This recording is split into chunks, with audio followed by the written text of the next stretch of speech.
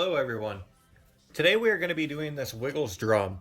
Now I'm starting this on the ground because I literally need to charge my phone and this is where an outlet is.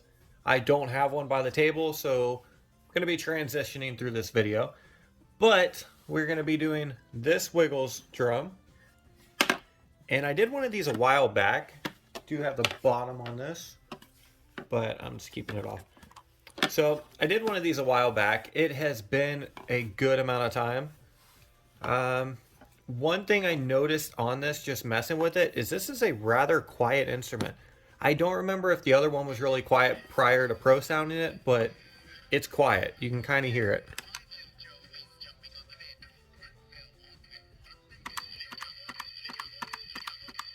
So hopefully you can hear that on camera.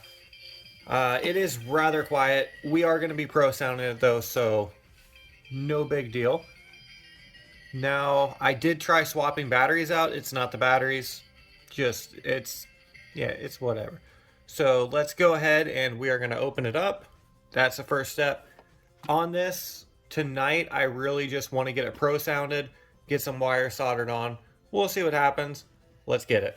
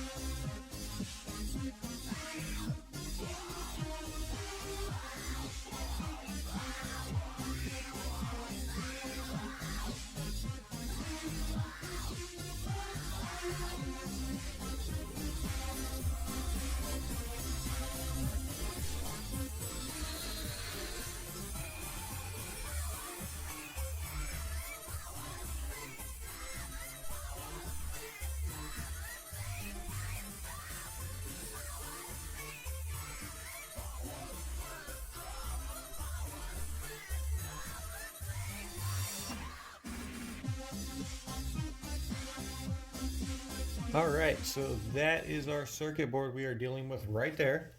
This looks like microcircuitry. And that's exactly what it is. So we are dealing with microcircuitry here. That means we are probably going to be dealing with R1 resistor. That's going to be right here. And that's most likely going to be our speed control. So let's go ahead and test that.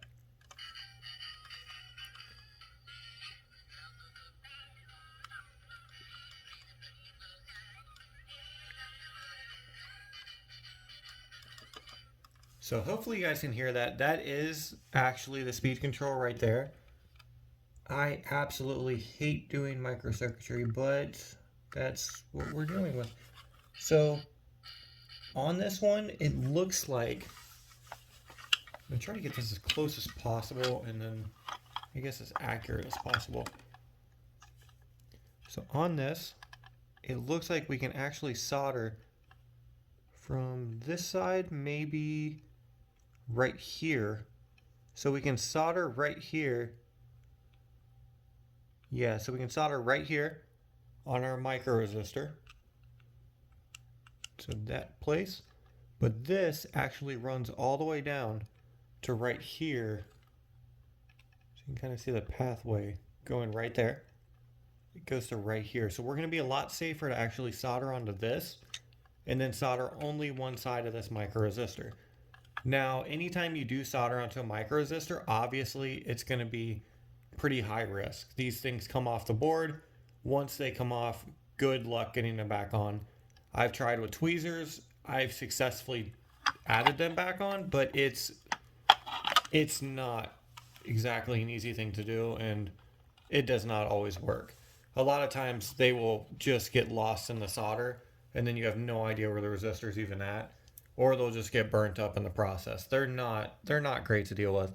So I would highly recommend not soldering onto both sides, because very often what's going to happen is you'll solder a wire on, and then once you hit the other side, this is going to pop off and it's going to be attached to that wire.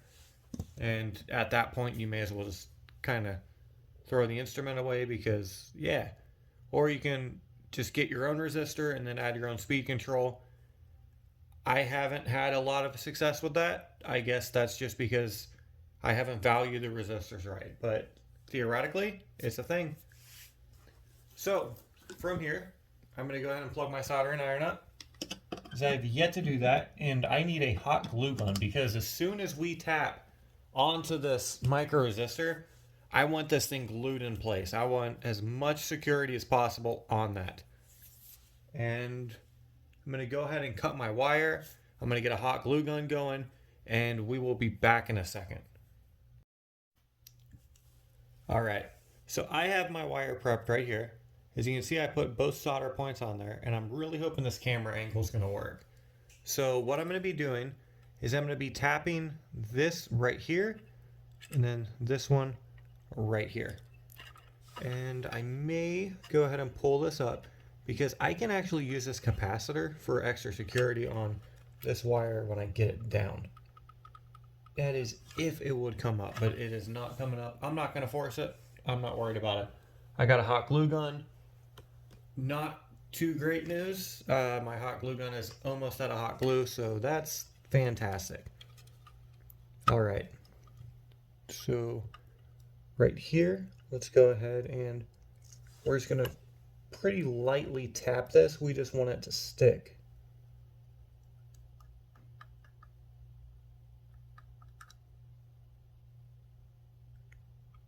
Okay, that should be good.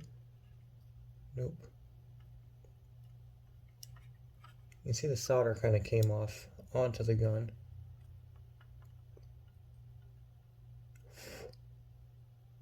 Really, the point of soldering is to heat the object up so the solder runs into the heat. But on micro resistors, we don't really have that option. It's really just touch and go type thing. So from here, I want to go ahead and secure this in some way, and then we're going to bend the wire where we need it to go. In this case, I need it to go down here. That way we can run it out. And then I'm going to hold that. Let's go ahead and add our hot glue. And the capacitor will be used a little bit for security here, because we're actually hot gluing to it. This thing is not heated up very well yet, but we're rolling with it. There we go, there's a good amount. A little bit more, there we go. And let's go ahead and hold this down. We do not want to be dealing with any space issues here.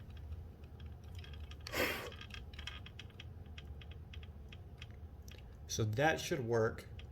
I am going to add a tiny bit of hot glue on the resistor itself just to hold it in place a little bit better, but I am going to go ahead and do this side first just so we don't have any issues.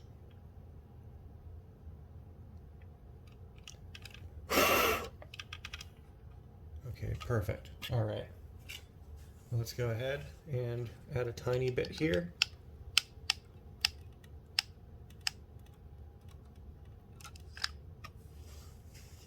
Just a dab. And from here, I'm going to go ahead and add the other side, which is right here. I didn't test this, but theoretically this should work. I mean, we can see the pathway running to it, so we shouldn't have any issues with this. We have a couple options here. I actually think I'm going to go with this point over here. It is on the same pathway, so yeah, we've got that excess length. So let's just go ahead, tap onto that point, and we're good. I'm going to bend that down. So now we have our wire there. And this should act as our speed control.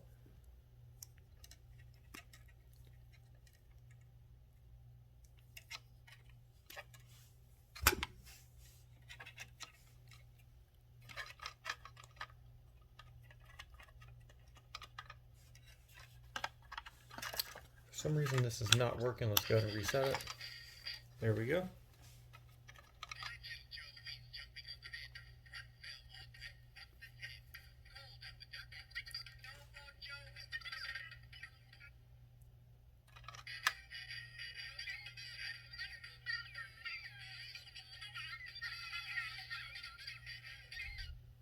So that's perfect. That's working absolutely great.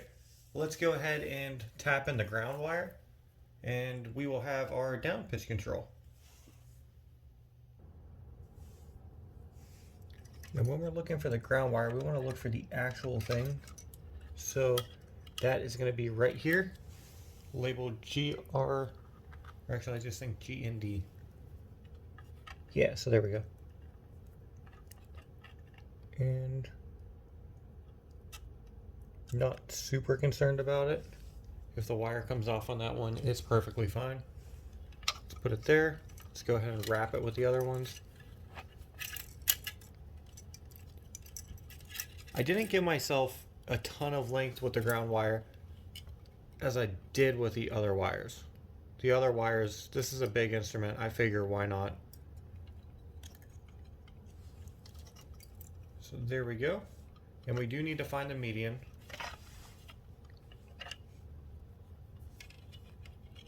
So the one that reacts to both the ground wire and the other wire that's soldered in with it, so the other side of the resistor.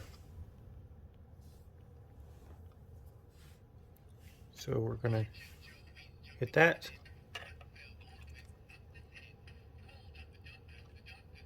So it's not this one, you can see this is not having any effect. So it's going to be this one.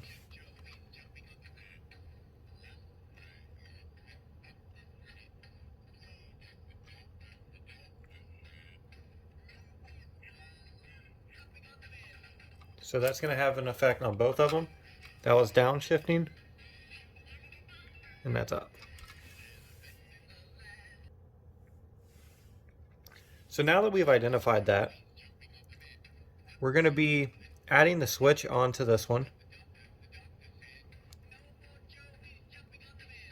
Kind of lost track of which one it was already.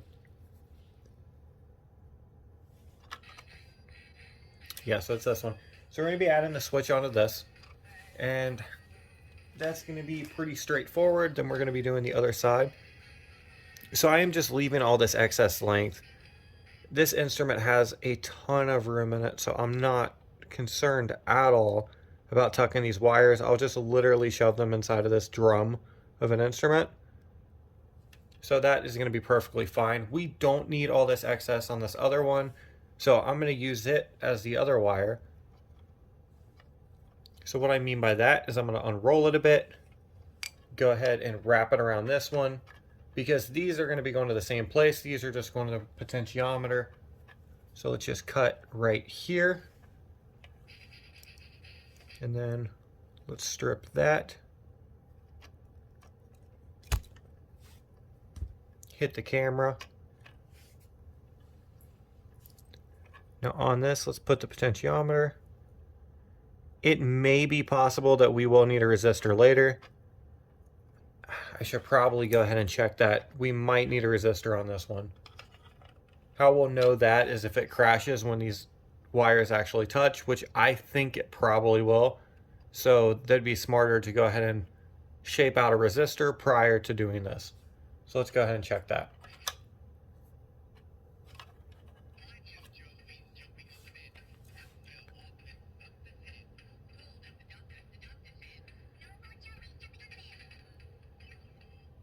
Okay, now let's go ahead and literally touch them together. So that crashed it. So since that crashed it, let's go ahead and turn it off, turn it back on. We're going to need some type of resistor. Let's just grab one and then see how that goes. All right, so I tested quite a few resistors off camera, and what I came to was 3 250K resistors ran in parallel. Now my resistor bag is an absolute mess, is why I went ahead and did it. I don't have many of these labeled, they're just resistors in a bag. And this is the closest I could get to this without crashing. So this is what I went with.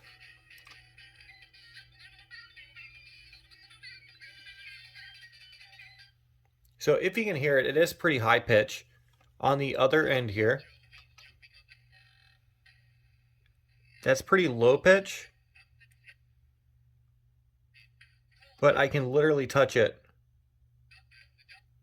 and it doesn't crash. So I'm only going to need this on the high pitched. So with that being said, I'm going to go ahead and run it directly on this high pitched one, and that's going to run to the potentiometer. So I'm going to wrap that a bit right there, and then we're going to go ahead and solder that.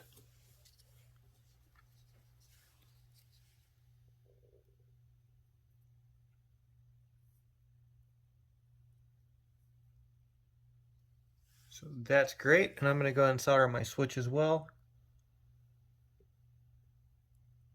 This is a great idea to do this on carpet. That's sarcasm. We do a lot of sarcasm here. All right, and with this, I'm going to run the ground directly on this.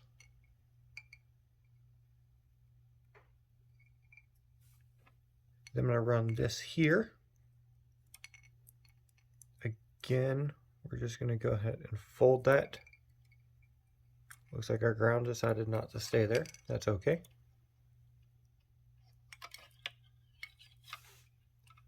All right, I'm going to let that sit while I solder these out.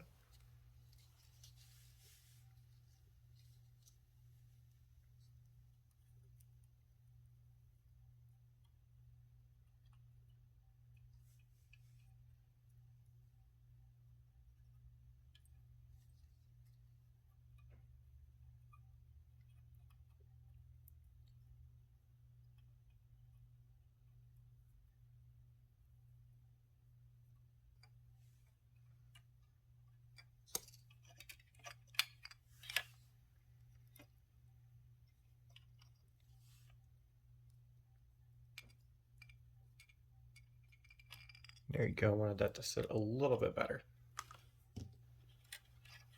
Okay, so that is great. Now we're going to take that piece that we cut earlier, if I can find it, right here.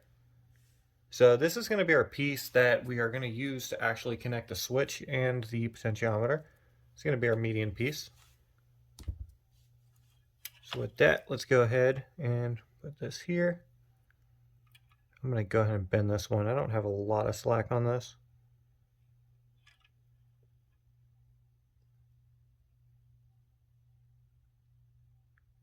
There you go. That's going to make it a little bit easier to actually solder because it's going to stay in place, hopefully. Fingers crossed. Probably not. Yeah, that worked. Cool. Till I set it down, that probably isn't going to work, but we are just going to go ahead and put that right there. Good.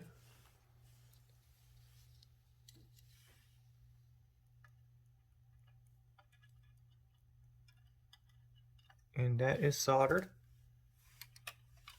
Now let's do the other side.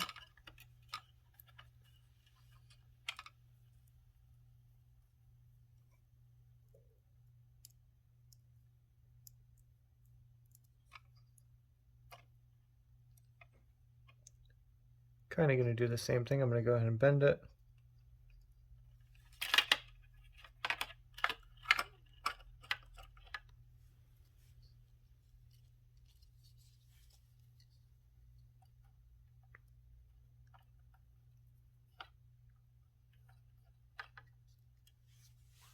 Okay, now our tempo and tone control is now set up.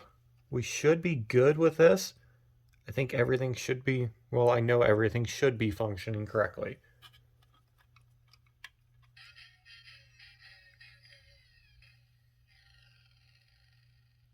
So that's low, goes all the way down.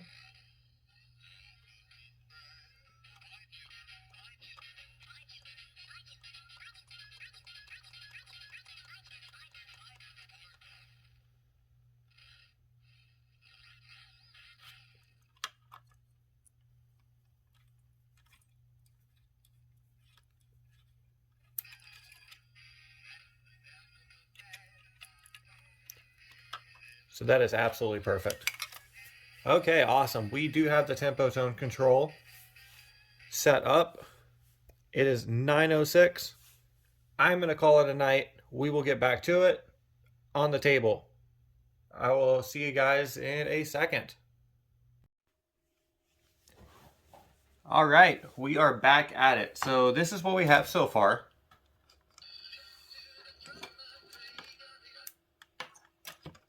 All the way down.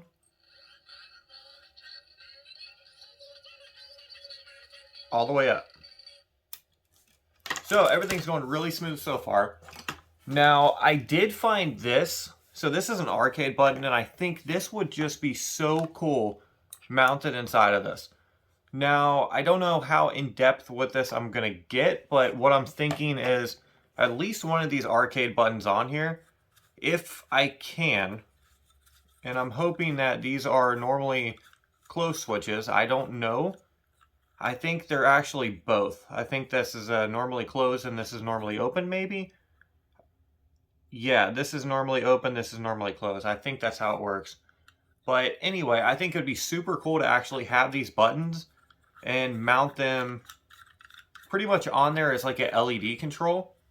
I think that would be pretty sick looking. So the next thing we are going to be doing is we're going to be like testing around for LEDs and see if we can really bring this thing to life with a bunch of lights and hopefully an arcade button to control all those lights.